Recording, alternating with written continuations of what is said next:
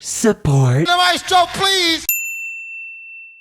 April off to a decent start. 4 things to talk about this week. This'll be for the week of April 3rd, 2021. On this day in music back in 1800, Symphony No. 1 in C major, Ludwig van Beethoven's very first symphony, premiered at the KK Hoftheater Nederburg, today known simply as the Burg Theater. The concert program also included Beethoven's septet as well as a symphony by Mozart. Oddly enough, the symphony wouldn't be published until the following year.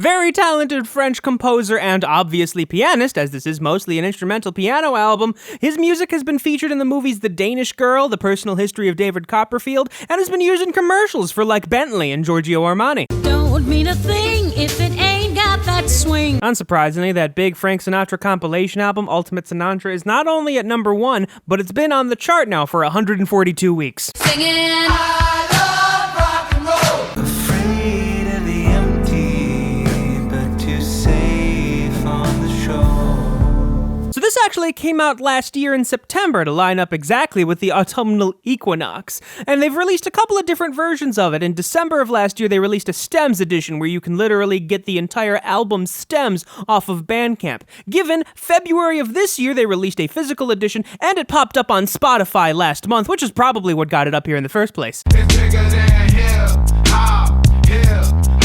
So we're a quarter of the way into the year, and we've only talked about 6 R&B and hip-hop albums, and one of those was a compilation album. I don't know, I just feel like we normally talk about more albums than that. I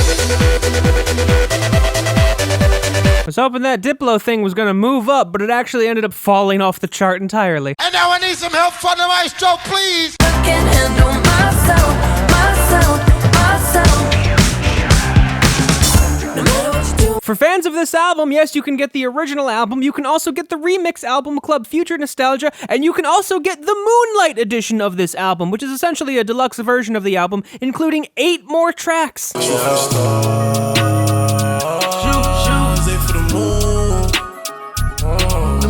Well, I guess I can bring up the fact that you can get this on vinyl. The standard album was released on vinyl back in January, and the deluxe edition of the album was released on vinyl back in February. I think I'm gonna stay right here tonight, 'cause that could be dangerous.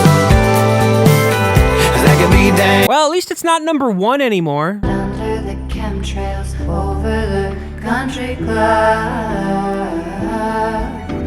Boy, you might get whiplash going from her last album to this one. Significant change in tone. This album is a lot softer and a lot more atmospheric than her previous one. I got my peaches out in Georgia. Oh yeah, shit. I get my weed from California. That's that shit. I took my chick up to the north. Justin Bieber's 6th studio album and his 8th number 1 on the Billboard 200, and at the ripe old age of 27, making him the youngest solo artist to ever achieve such a feat. Not a bad start to the month, and by the way, if you didn't notice, on Wednesday I uploaded a new pop analysis. Y'all should go watch it. And now I need some help from the maestro, please! Maestro!